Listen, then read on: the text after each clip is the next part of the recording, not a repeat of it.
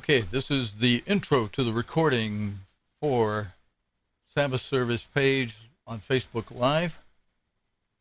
And we'll be streaming on Sabbath service page on Facebook Live in just a moment.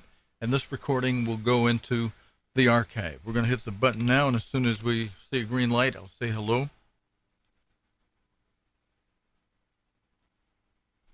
All right. Greetings to those of you watching on Facebook Live Sabbath service page. Welcome to the Friday night Bible study, and my apologies that we're so late tonight. And I told some of you when I sent a note saying, hey, I'm about to go on in just a moment, that I would explain when I got on what happened.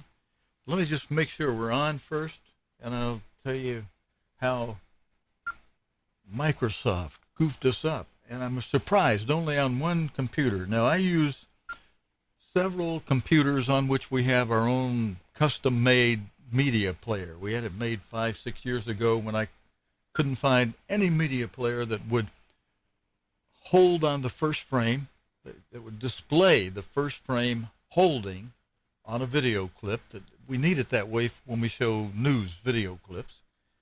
And we had a way we'd do that in the television industry for different things, either for a 16 millimeter film or for 2-inch wide videotape that we used for many years in television industry, or for, did I mention the 16 millimeter film?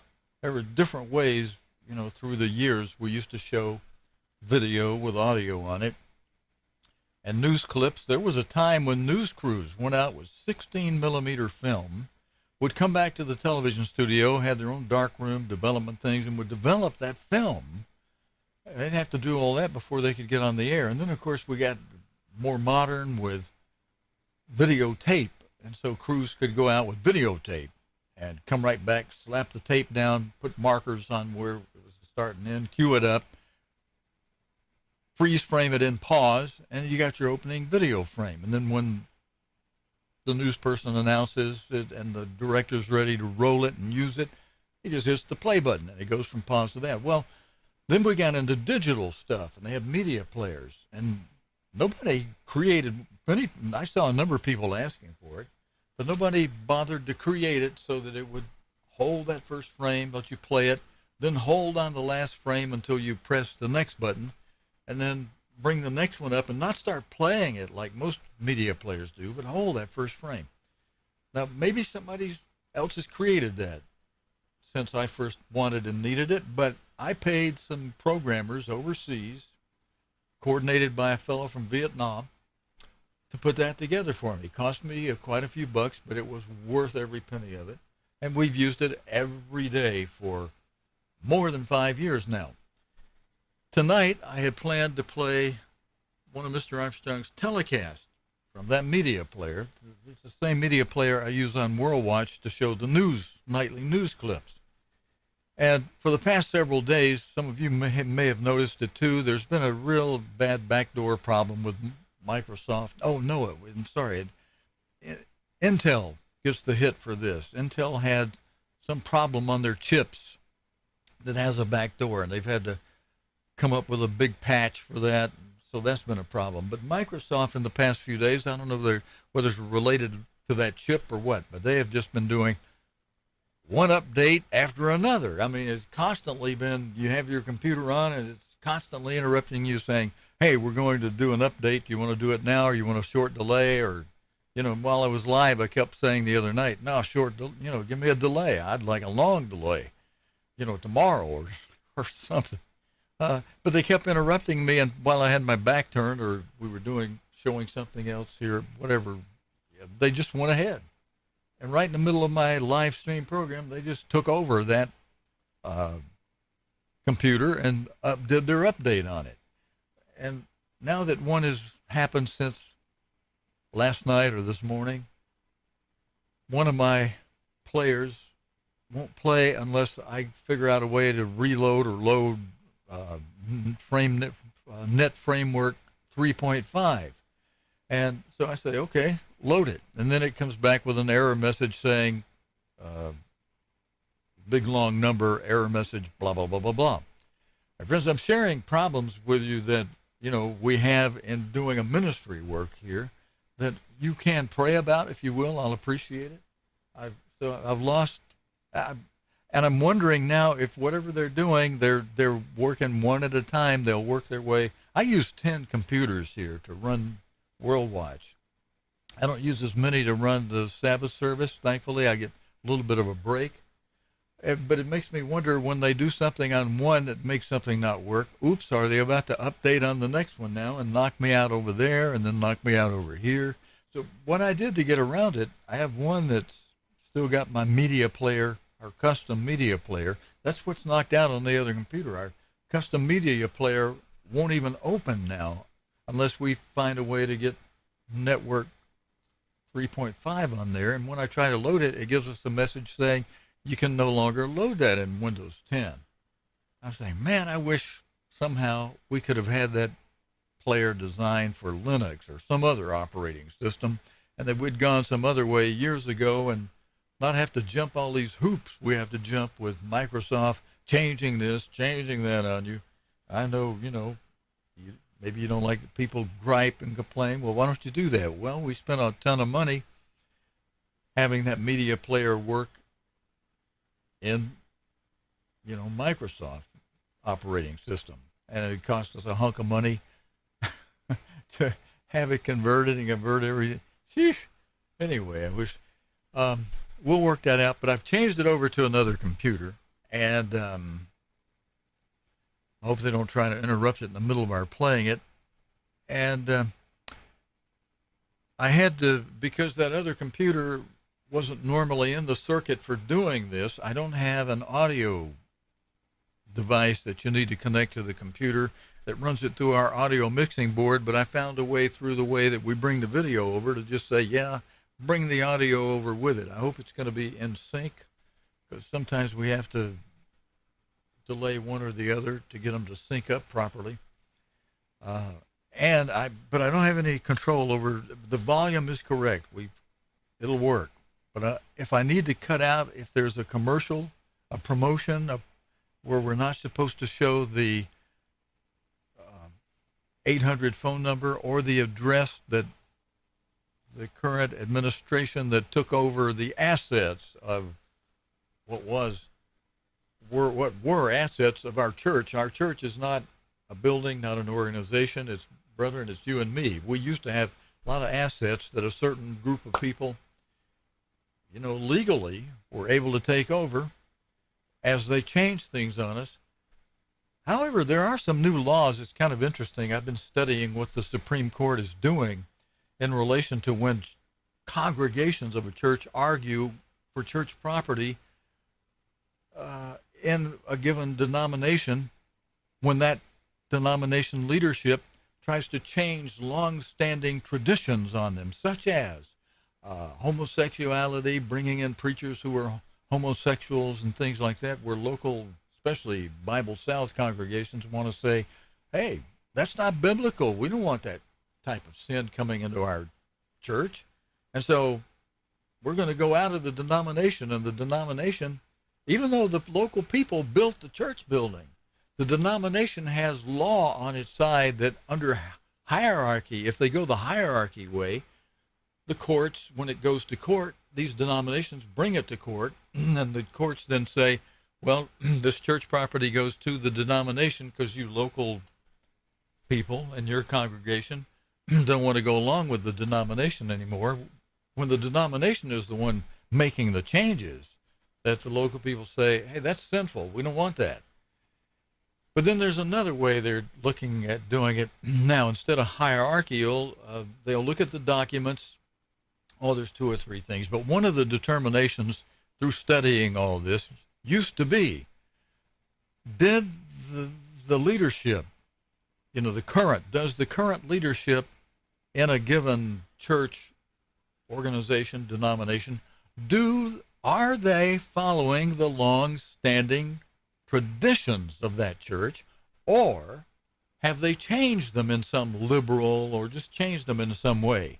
That has been one of the considerations until the Supreme Court got in and made certain rulings, which could have enabled some people, especially some of the top leadership, if instead of running off and creating their own banana peeling Church of God groups, and we got a video that's going to relate to that tonight from Mr. Armstrong speaking, going to relate in kind of an indirect way, but he's going to be speaking on the true church. At this time, while we're wildly scattered, and not only scattered, which God has allowed us to be scattered, but he's also allowing what some are doing that's not on his direction, where they've created folds and groups and set up organizations, calling that organization a blankety-blank this or that Church of God group, putting an adjective in front of it, and that's why I call them the banana-peeling Church of God groups, because grammarists will tell you that the adjective is the banana peeling of the parts of speech. So when I say the banana peeling Church of God groups, it just means all these groups that have put in this adjective or that adjective, they all have to pick a different one. They have to look and see, has somebody got this name that I might want? And of course that's confusion. There's only one Church of God, and yet the outside world looks in and says, hey, you guys have split up into over 1,000 different groups with over 1,000 different banana peeling names. And that's what Richard Pochet is telling me. He says they're over 1,000. When the last time I looked, it was just over 500 or 600. He goes, oh no, it's over 1,000 now. Now, Stephen. And he's conducting a group on the Sabbath, but he's doing it under the umbrella of Joe Jr. organization, which the vice president has now sent out a letter saying, we want you to really actively look for a place where you can hold services on Sunday and tell your group we're meeting on Sunday. That's to all those that are still under the umbrella of Joe Jr. He's about to give the authority over to that vice president who's saying that, who's already starting to sprout his wings. That means those that have stayed there, they're being pushed, they're going to be pushed off the gangplank of of that administration's ship. Because there's some that felt they shouldn't leave until God shows them where to leave. And even though the name was changed without including Church of God in it, there are some local congregations that Junior allowed to still call themselves.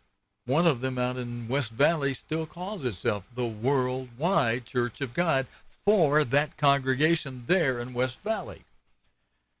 How's that for interesting? Some of you know that. Some of you didn't. Some of you are probably saying, what? Wow. Well, yeah, that's happened a long time ago. That's not something new. That's been in place for a long time. But it's about to be pushed off the gangplank. But the point I wanted to make here is that Mr. Armstrong will be speaking about the true church tonight. This will be, I think, an interesting topic for us. And the new administration that went totally apostate on us. And so many of you who watch here, some of you fellowship with groups, some of you can consider yourself a member of this group or that group, but others of you who believe, like I do, and understand like I do, that we're scattered. God hasn't put his name on any new church group. And through Mr. Armstrong, through our end-time apostle, God taught us going all the way back to 1956 and then repeated again emphatically in the mid-'80s that, brethren, we should not be calling ourselves, in 1956, Mr. Armstrong said we should not be calling ourselves members of the Radio Church of God, nor of the Armstrong movement. Just simply tell people you're members of the Church of God. And even though there's an organization that legally has the name Church of God with no banana peeling in front of it or after it, spiritually speaking, they've got that name legally with the court systems and the business name formation world. But spiritually speaking, God's church is the Church of God, sweet and simple. And so Mr. Armstrong could not use that name for holding real estate or other assets in a name like that. He had to put an adjective in front of it so that real estate would be protected, and doing business in a corporate way required him naming it something other than what somebody else had already named a corporation, Church of God. He had to put an adjective in front of it. But he said, look, we're not members of that name. We're members of, and even by saying we're members of the Church of God, it didn't mean an organization business-wise called Church of God. He explained we're members of a spiritual organism. And yes, it's God's church, also known as the body of Christ. Somebody might even incorporate that, but we're still members of, spiritually speaking, we're still members of the body of Christ. But, and then in the mid-'80s, I've mentioned this many times. Now, Mr. Armstrong asked everybody in the auditorium where he was speaking in Pasadena at the time to raise your hands if you're members of the Worldwide Church of God. Oh, come on, get your hands up high now. If you're a member of the Worldwide Church of God, get your hands up high. So he really played it. Some that had their hand up just a little bit, they shoved them on up. And others that didn't have their hand up at all looked around and said, oh, yeah, well, I guess I better put my hand up too. I'm a member. But there were some, there were almost half who didn't put their hand up, long-timers who'd been around and knew Mr. Armstrong pretty well. And myself, I didn't raise my hand. I knew I was a member of the body of Christ and of the Church of God. And I thought, well, it's not going to hurt me, to wait and see where he's going with this. If he clarified it and in some way had said something like, generically, are you members of the Church of God during the Philadelphia era? Well, yeah, I'd have raised my hand. But I could tell he was doing something, and sure enough, he said, everybody who has your hand up, put your hands down. None of you who have your hands up are members of the Worldwide Church of God. You never have been, unless, and he said, I looked around first to see if there were anybody who was on or had been on the board of directors for the Worldwide Church of God. And he said, our bylaws provide that it's a non-member corporation.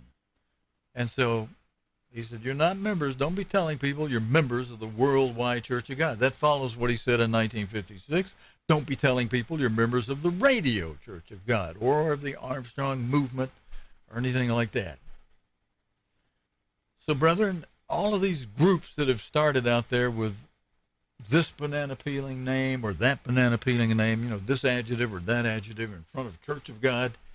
If you follow the principle that God gave us through his end time apostle, should you be saying, well, I'm a member of the ABC Church of God, and somebody else saying, oh, well, I'm a member of the XYZ Church of God, and others coming on your Facebook post when you say, hey, look, I had a problem getting on today, so I'm going to be on in 5 minutes, and somebody else comes on and puts a comment on your post saying, hey, there's an alternative on the LNOP Church of God group over here you can go watch instead of watching him. They didn't say it exactly like that. They just said there's an alternative with the blankety blank Church of God, and they gave the link. Well, as soon as I saw that, I hit the delete button, took it off of my posting. Now, the friends of the person who posted that can still see it, but I didn't want to writing my post and letting other people see something that I understand is not something we should be supporting. And we shouldn't be calling ourselves members of this or that blankety-blank Church of God group. We weren't even supposed to do it when the church was largely one undivided, unscattered body. When Mr. Armstrong was alive, when we were basically one big body with lots of congregations in different cities, of course, but all under same umbrella, all part of one body organizationally. Even though it's a spiritual organization, the organization itself is not wrong. But it's not good when ministers create organizations with names on them that make us look like a bunch of rebels, a bunch of split up, look like confusion. And that's what it is to the world. The world takes a look at that and says, I'm not about to join up with any of y'all, because God does not do his church that way. He doesn't split it up into this blankety blank Church of God and that blankety blank Church of God. You know, Mr. Armstrong used to complain about why all these denominations related to the denominations in the Protestant world.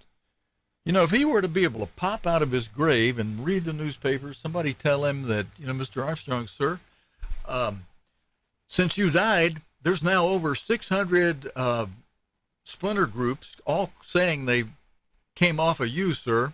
They call themselves the this and the that banana peeling Church of God group. Why, he would, if he could hear that in his grave, he'd be rolling over from one side to the other in his grave. You know, if he came alive, he'd be jumping out of that grave. He'd be upset. He'd be angry. Why aren't you following what God taught you through me? You know, I taught you, you know, but nope, brethren want to do their own thing. But in many cases, they're just following the ministry that's doing this, that should stop and fast and pray and say, God, what do I do? And I don't do anything until you show me through a lot of fasting and prayer that I should be doing this or that. Otherwise, I don't do it. You know, when I took Dan Listen down to Florida with me, as we went from one city to the other back in 2012, I think it was, maybe 2012, 2013, one of those years back, 4 or 5, let's see, what would that be? We're 2018, that'd be 5 or 6 years ago. We kept our live stream going every day during the feast and showed a lot of Mr. Armstrong's sermons each day during the Feast of Tabernacles.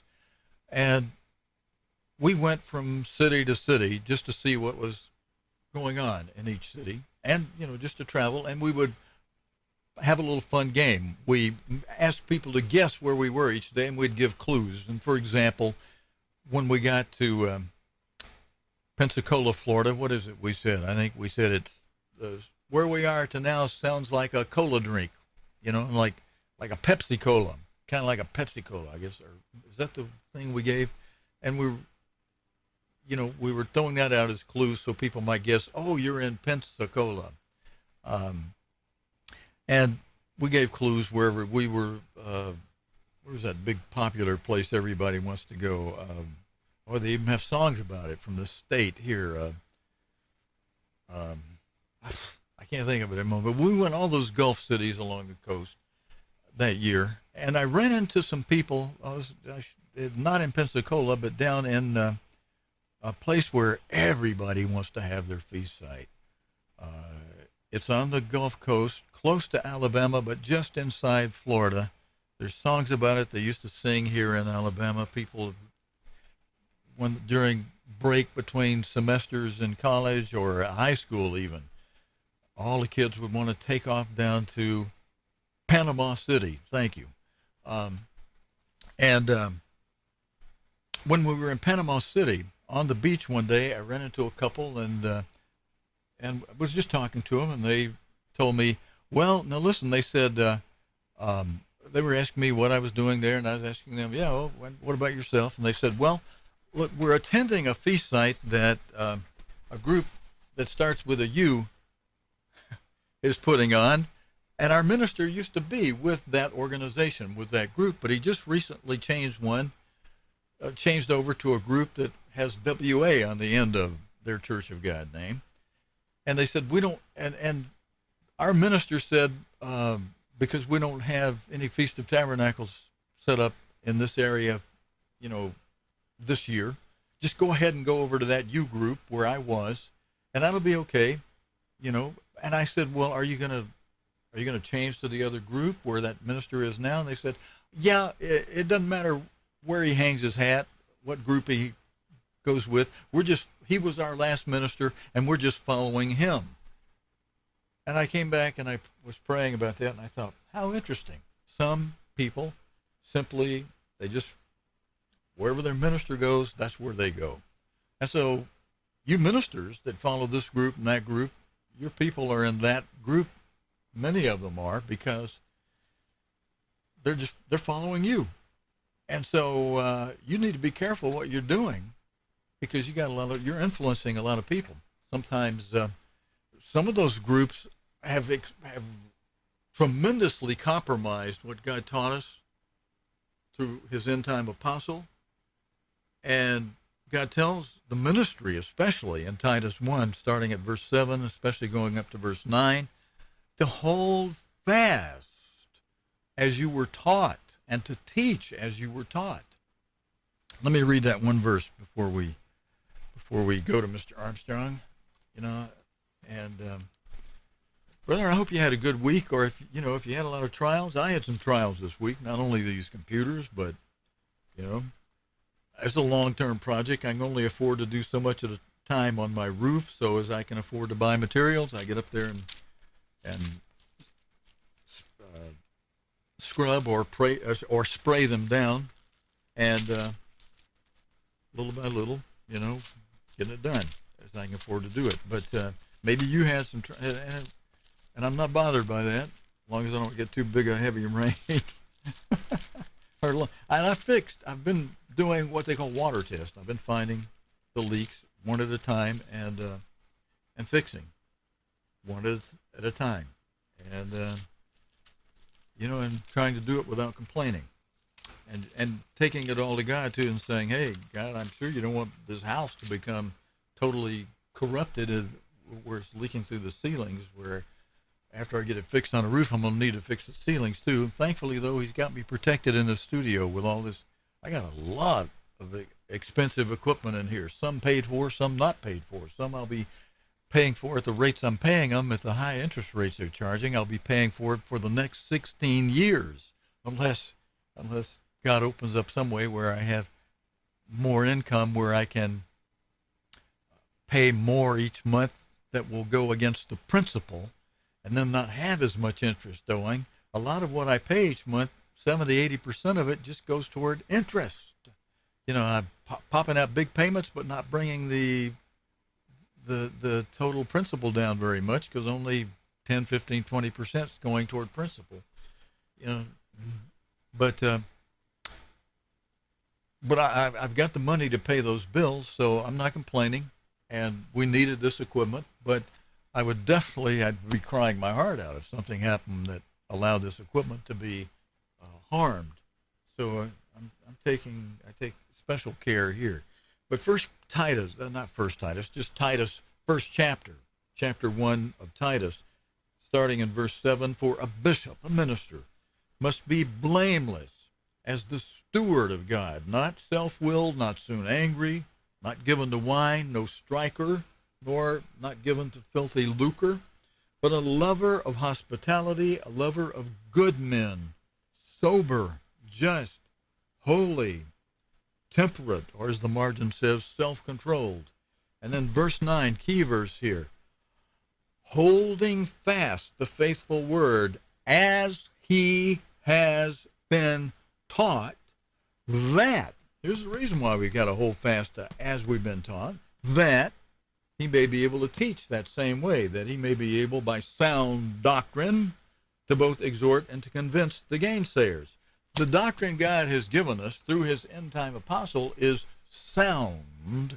And even though Mr. Armstrong said, "Don't believe me, believe your Bible," when we check the Bible, especially since Mr. Armstrong's death, we find that all the major things and even the minor things, God corrected before Mr. Armstrong died. God corrected everything we needed corrected from the instruction he gave us through this most faithful servant.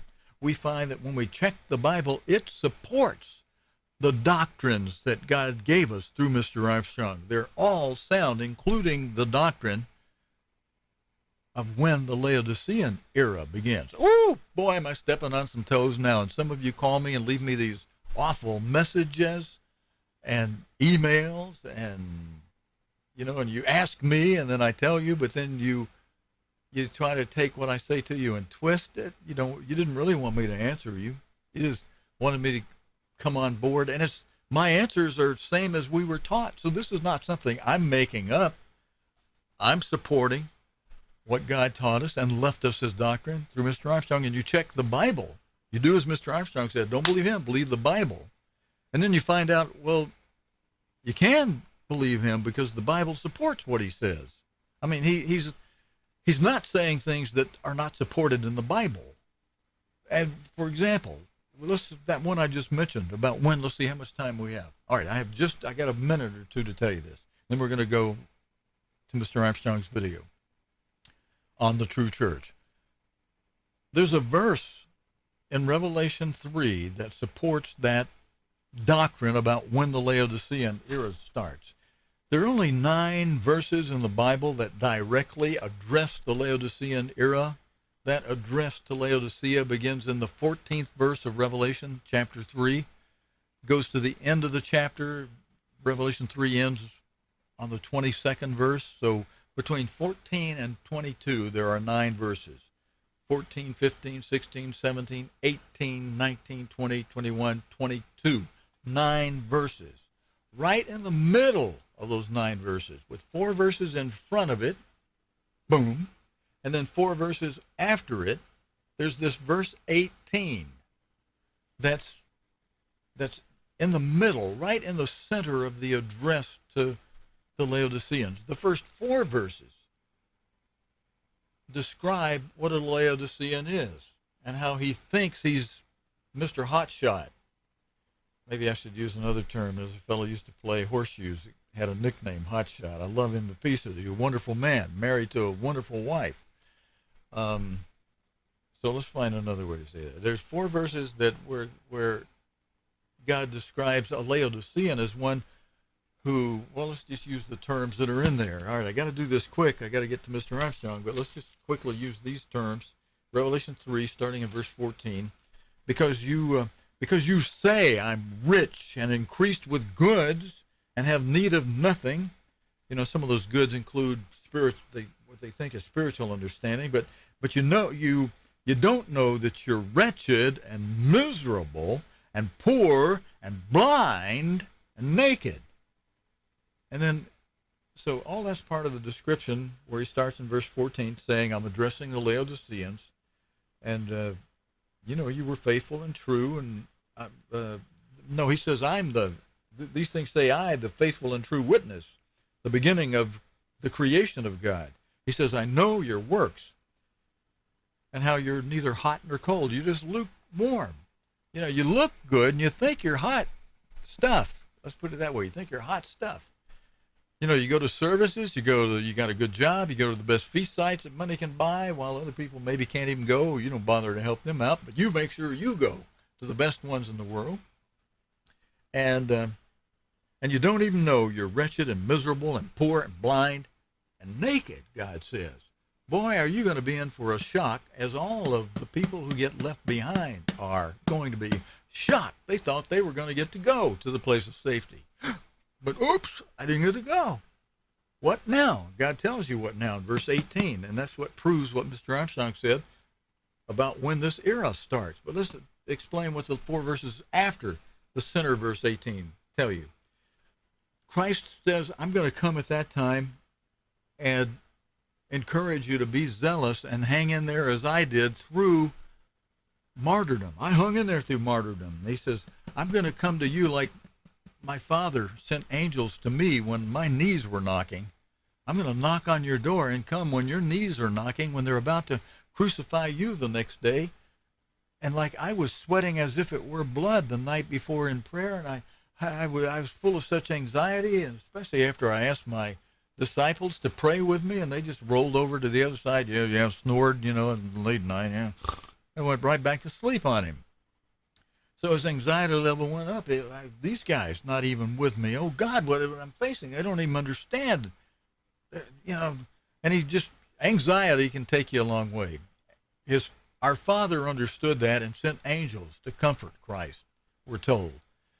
Christ says he understands what it's like to be facing martyrdom. So he comes before you're about to have your head cut off or be split in half or be burned at a stake, however the beast will do it to those of the remnant that's left behind after those who are accounted worthy to escape are protected. And he says, hang in there.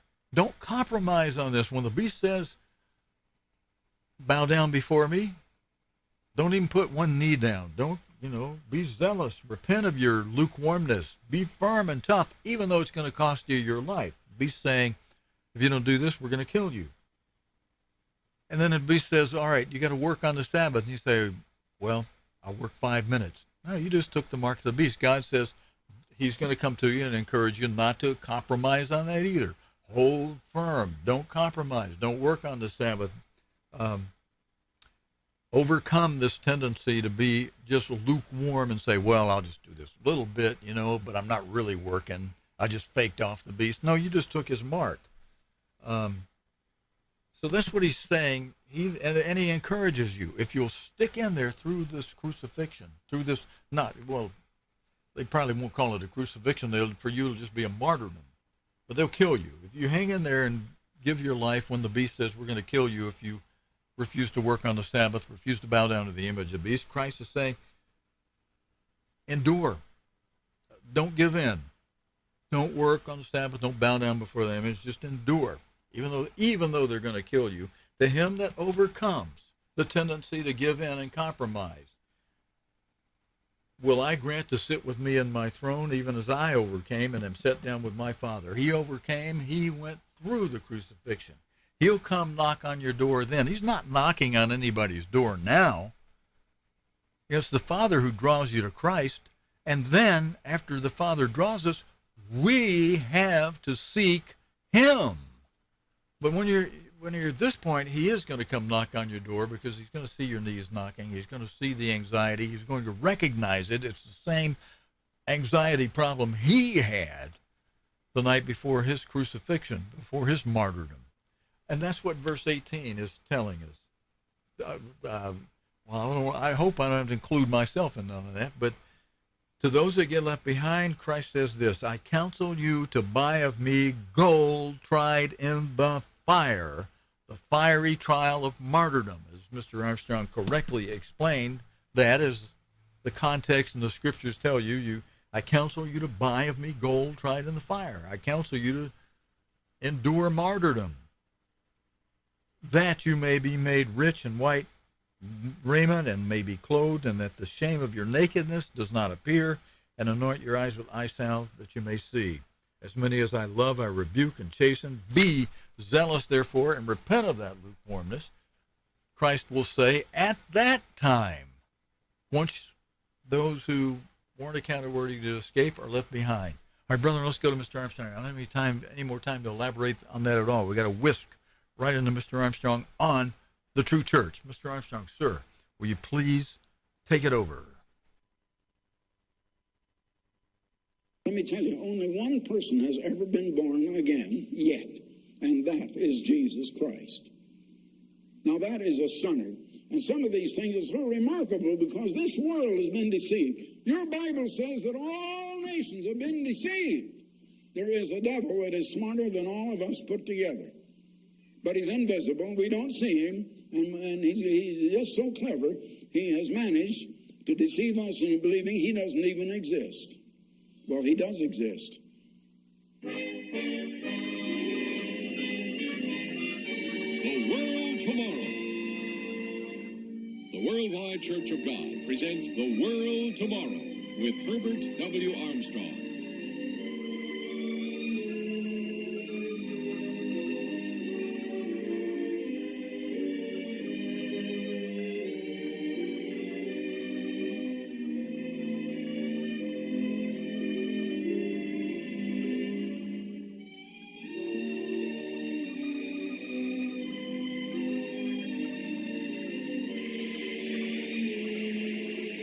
Ladies and gentlemen, Herbert W. Armstrong. Well, greetings, everybody. We're living today in a sick, sick world, and a world of extreme confusion. We have confusion in governments, and governments are being overthrown now at the rate of about one every month. You tune into the news, as you will this evening, perhaps, and you'll find civil wars, governments being toppled and overthrown, and others meeting to try to prevent a war. which they probably will not do. Now, the world is filled with religions. In the Eastern Oriental world, we have Buddhism, Confucianism, Shintoism, Taoism, and Hinduism, and others. Then in the Arab world, we have the religion of Islam, or the Muslim religion, founded by Muhammad, and incidentally not by Ali.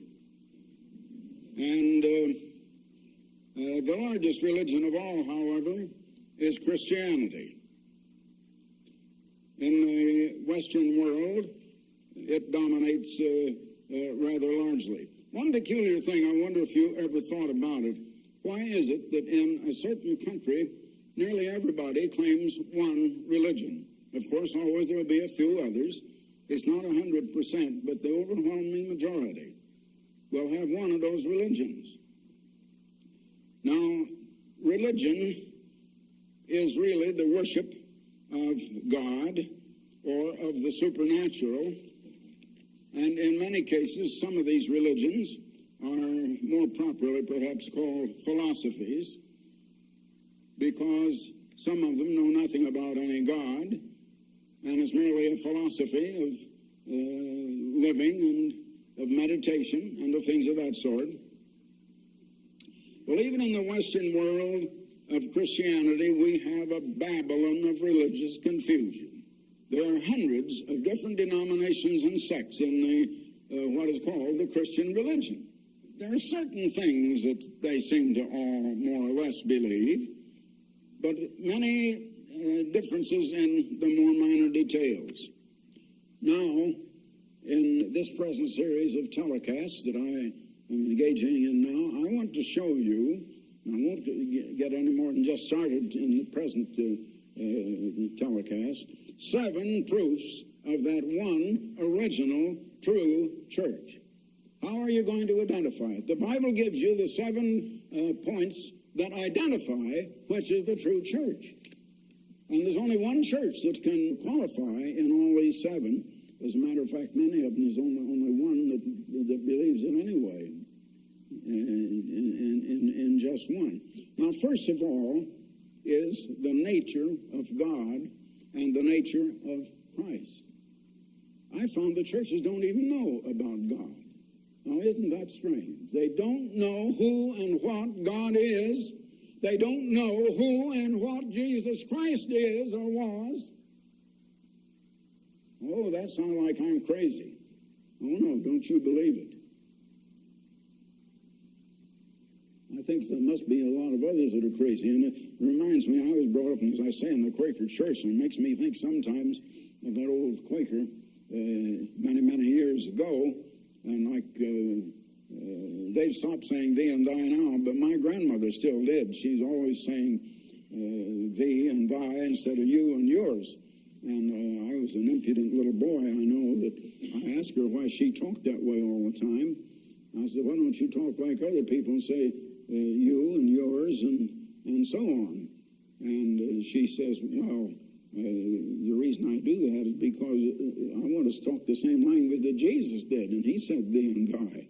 Well, you see, that is not true, because the thee and the thy that are used, and thou, and so on, and thine, and that you will find in the King James, is merely the language, the higher class language. And I think in that day, back in 1611, that a good deal like German today, there's a high and a low German. And it must have been the higher, more polite and dignified English. And so this Bible was translated back in that day, and the English language has changed a great deal since 1611. That's what upsets some people, but we have many modern translations that straighten all that out if people want to take a little time. Someone said, well, I don't have the time to go into all that. Well, you've got time for other things. Maybe you better decide which is more important. I think of an illustration of an old sow, and you can throw out some diamonds and pearls and very valuable jewelry and just trample it down in the mud under feet. which will throw out some slop that we're throwing away, and it'll go right after that. It's a case of knowing what are the true values. And that's the way some people are. Well, I learned that the Bible says things about God that I had not been taught in church. Entirely different. Now, many profess Christianity who do not know who and what God is and who and what Jesus Christ was and is. God reveals himself in this book, the Bible. And I came to have knowledge in the same manner that the Apostle Paul did. And I'd just like to read that to you. In the first chapter of the book of Galatians, the Apostle Paul says this, beginning with verse 10. For do I now persuade men or God? Or do I seek to please men?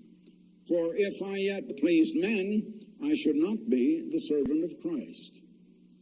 But I certify you, brethren, that the gospel which was preached of me is not after man.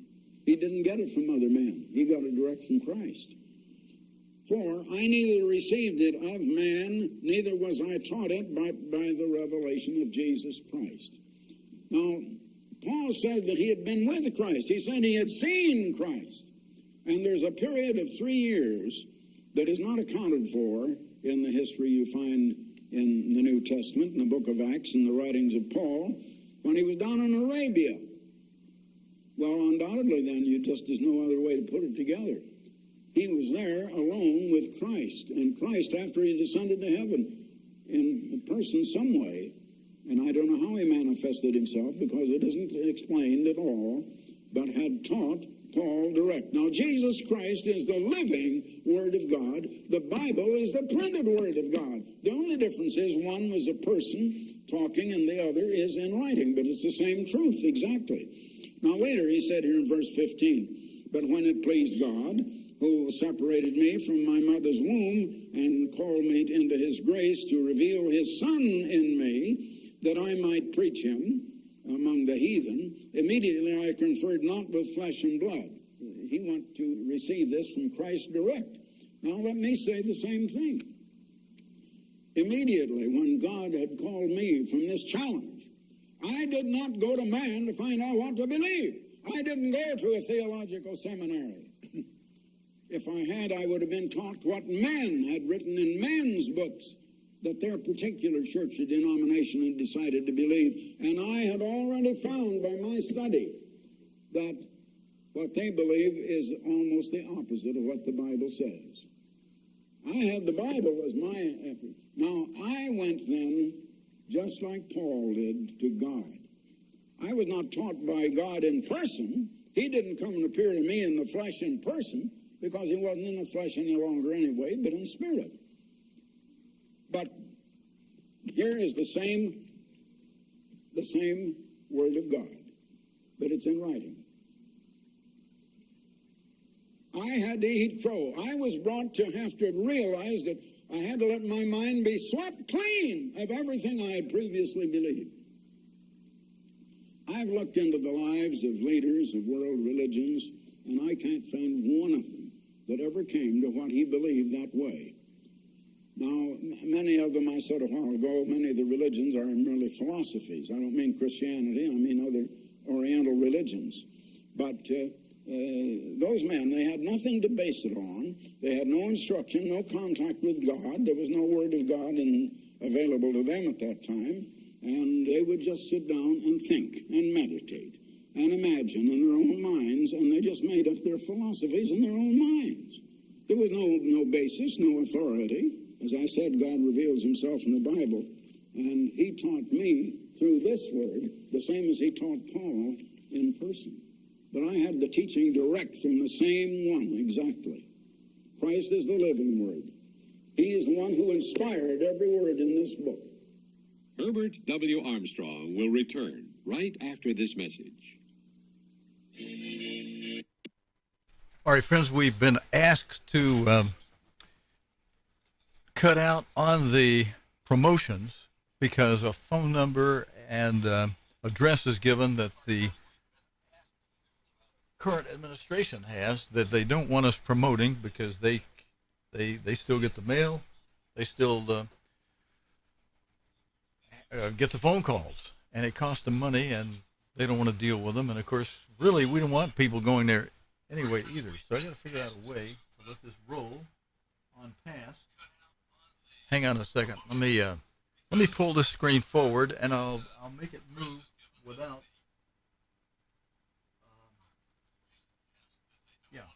the sound and all that going. Just stand by, if you will, for the length of this. You know, they're usually 1 minute long for the length of these promotions. Some of them don't have it, but some of them do, like this.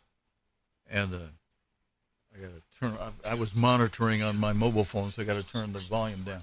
Okay, it's about to pop the phone number up on the screen, so we're near the end of it. And we'll go right back to Mr. Armstrong as soon as this promotion is over. And I'll get the volume back up. It's offering the plain truth, which is not published anymore anyway. A lot of the old ones are online, and that's good to go back and take a look at. Here's the toll-free number on the screen. And as soon as that goes off, I'll be able to turn the volume back on, and we'll go back to Mr. Armstrong. Okay. Yeah, all right, there it goes. It's in the black. All right, I'm going to unmute that so we can, all right, we're going to go right back to Mr. Armstrong now. Jesus had existed with God, I find revealed from eternity. The beginning of the Bible, and I've said this before in this series, is not Revelation 1:1. Actually, if you, in time sequence, you go clear back, even antedating that is what is revealed here in the New Testament in the book of John. John 1, verses 1 to 3 or 4 here. In the beginning was the Word. Now, Word is the name, and it comes from the Greek word, as this was written in Greek originally, logos. Logos merely means spokesman, or the one who does the speaking, the mouthpiece. And the Word was with God. Now, the Word was a person, and that person, that Word, was with God. And then it says the Word was God. Now, how in the world can that be? The same was in the beginning with God. All things were made by him, and without him was not anything made that was made. Now, I found, well, let's look in verse 14 before I go away from this. And the Word, now this is much, much later. This is in the time of about 4 B.C. The Word was made flesh and dwelt among us. And we beheld his glory, the glory as of the only begotten of the Father, full of grace and truth. That was Jesus Christ. The Word then is what became Jesus Christ. He was one of the personages, and there were two people there, two personages, both spirit, composed of spirit, both having almighty minds. Now, as to Christ, he was not a son of God then, because you read that he had no beginning, no father and no mother, and without any ancestry or beginning of days or end of life. All things were made by him. In Ephesians, the 3rd chapter, you will read, I won't turn to it right now, that God created all things by Jesus Christ. But now we come to Genesis 1:1, and here is the beginning of the physical creation. In the beginning, God created the heavens and the earth. Now, I want you to notice something here. In the beginning, God. The word God is an English word, and is translated from the word that Moses wrote in Hebrew. Moses used the word Elohim. Now, Elohim is a uniplural noun or word. It is like the word family. There could be a number of people in a family, but it's only the one family, the Jones family or the Smith or the Andrews family, whatever it might be. It is a word like that. In other words, God is more than one person. And Jesus came to reveal the Father.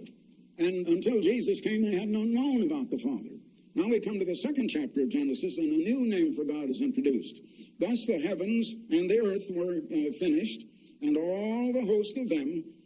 And on the 7th day, God, now that's Elohim, ended his work which he had made, and he rested on the seventh day from all his work which he had made. And God, again it's Elohim, meaning more than one, but it's one God, blessed the seventh day and sanctified it, because that in it he had rested from all of his work which he had made. You don't think he was tired, he wasn't, but he was setting an example and putting his presence in that day. Next is a new paragraph beginning in verse 4. These are the generations of the heavens and of the earth, when they were created, in the day that here it says Lord God. Now, if you notice, if you have a King James translation, the word Lord is in capital letters, small caps, but it's all caps. That word originally in Hebrew was Yahweh, and it is translated Lord, and that is a mistranslation. Now, if you will read it in the Moffat translation, it'll say the eternal God. If you look at the Fenton translation, it will say the ever-living God. As they explain, there is no word in the English language that will translate the Hebrew word Yahweh. It means one who is self-existent, who, like as Christ said, I'm the beginning and the end, has always existed, always will, ever living, always living, eternal. I like to use the word eternal, and usually where I see it in caps here in the Bible, I usually read the word eternal. And the Lord God, I read it the eternal God. Formed man of the dust of the ground. And in verse 8, and the eternal God, or Lord God. Now that's Yahweh, Elohim. See, both words are used in the original Hebrew there. Planted a garden eastward in Eden, and so on. Now then, from there on, all through the Old Testament, it's always this Yahweh, or the one called the Lord. And that is the one who became Christ. There are many passages in the New Testament, quoting the Old Testament, that prove, absolutely prove, that the God of the Old Testament was not the Father, but was the one who became Jesus Christ. Now, most people think that the God of the Old Testament was God the Father. Now, I had an aunt who was really the wife of my uncle who steered my early life, and I remember her saying, well, I tell you, I think Jesus was very nice. He was Christ of love. But that God of the Old Testament, I can't stand him. Oh, not that God of the Old Testament. Now, she just simply didn't know. She'd never studied the Bible. She just had her mind already made up. And really, she was talking about Christ in two different phases. And the God of the Old Testament is a God of love. It says, like a father pitieth his children, whose mercy is as great toward us as the heavens are high above the earth. That's all in the Old Testament. If you just read it, God is pictured as the great giver, a merciful, loving God. But he's a God of justice, and when they see the justice part, then they want to say that, oh, well, he was a hard, destructive God. No, he was never destructive in any way at all. Well, now then, as I say, Elohim was the name of the uniplural God. And at first it included only God and the one who became Christ, or the Word.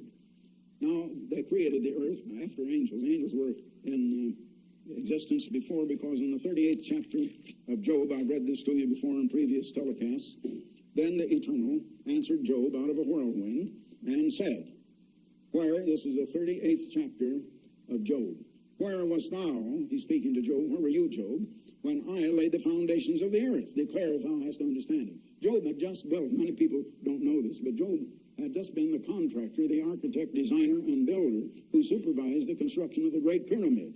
Now, he was not the Pharaoh. The Pharaoh had apparently two names. I don't know which was the official one, Khufu or whatever the other name was. In other words, he employed Job to do it. But Job is a man who had built the greatest building on earth. In verse 6, God here is saying to Job, whereupon are the foundations thereof fastened, or who has laid the cornerstone thereof, when the morning stars, or that is the angels, sang together, and all the sons of God, which means it can't mean anything but angels there, shouted for joy. Angels are sometimes called sons of God in the sense that they are created beings that God created.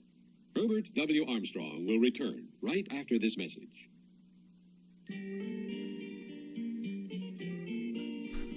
All right, friends, I'm simply going to mute that out while that plays so that they don't announce the phone number. And I'm going to see if I can speed this up so we can quickly get back to Mr. Armstrong. All right, now, but I have to do this. Let me find another screen so that the phone number is on the screen right now, and we'll go right back to Mr. Armstrong. Here we go.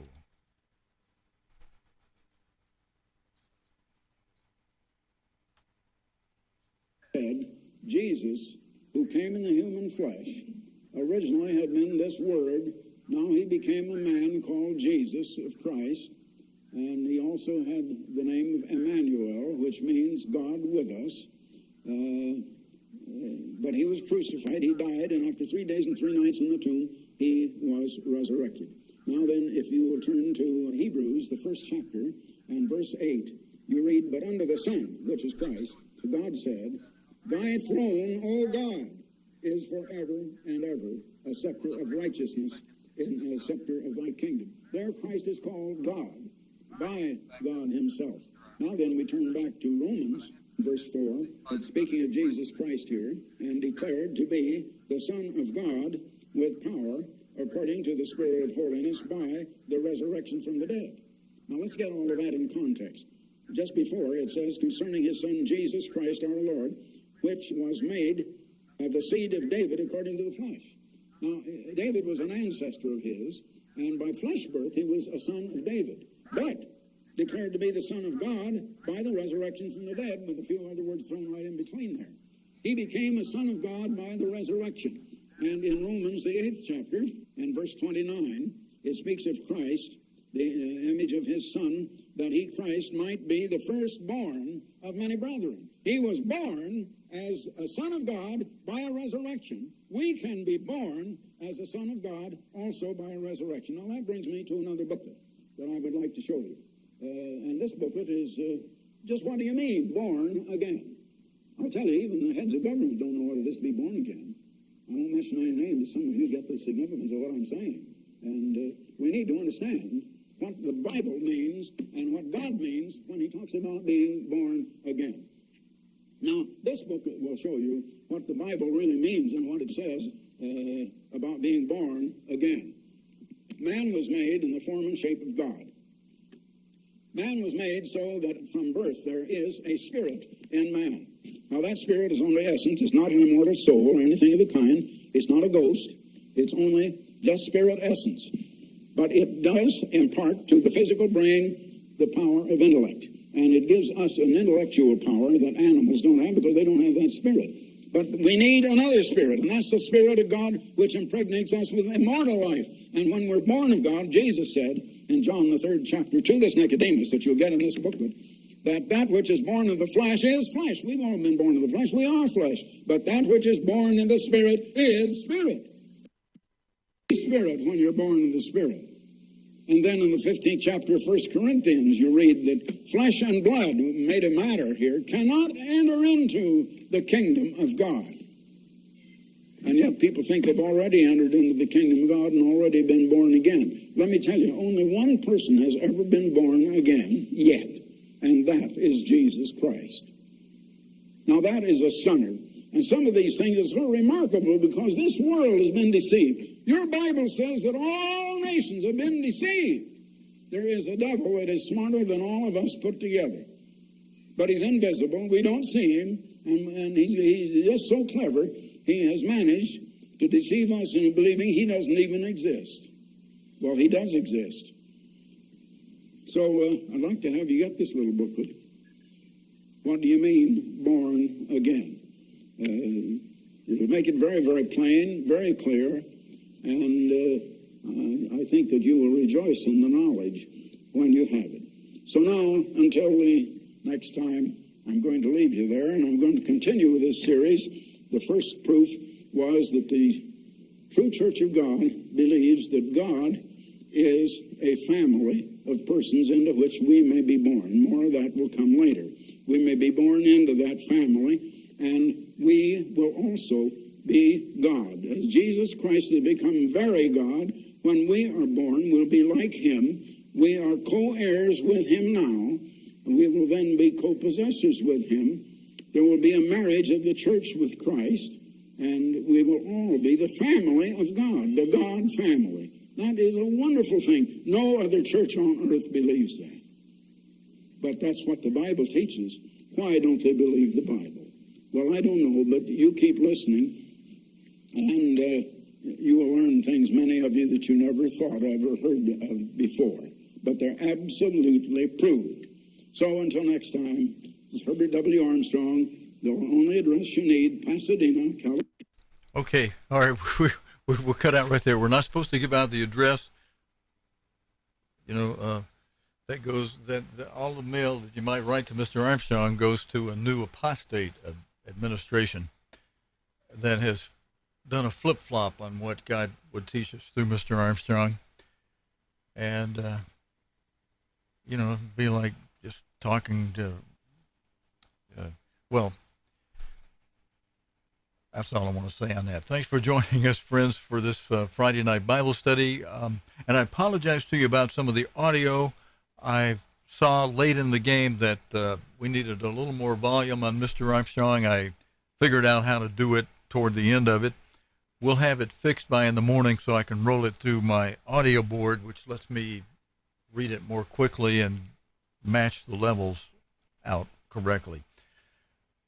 We're going to sign on off for tonight. Everybody, I hope, can get a good night's sleep, get in some good prayer, and thanks to the Eternal for our understanding of the Sabbath and the blessings, that many blessings God gives us, even among the trials. You know, the trials are to help us build character. You know, most of you understand that. You go to the gymnasium, just because you join the gym doesn't mean you're going to get muscles and all toned up. You got to get in there and lift those weights. And through this life, we've got to lift the weights of sin off of us and press and resist against them. So listen, excuse me, I hope you get a good night's sleep. Hope you'll join us again in the morning. We'll be back at 9:30 a.m. Central Time. That's 10:30 a.m. Eastern Time. It's kind of early on the West Coast, but you can join us from the archive, watch the recording, or if you're up early, what would that be? It'd be 7:30 a.m. California time. That's so that we'll be at either 2:30 or 3:30 in the afternoon in the areas east of the Atlantic Ocean, over in the UK. Will be still on the Sabbath before the sunset, as brethren there asked me to try to do for them. So until the morning, brethren, happy Sabbath. Stephen Lloyd Gilbreath. Talk to you later.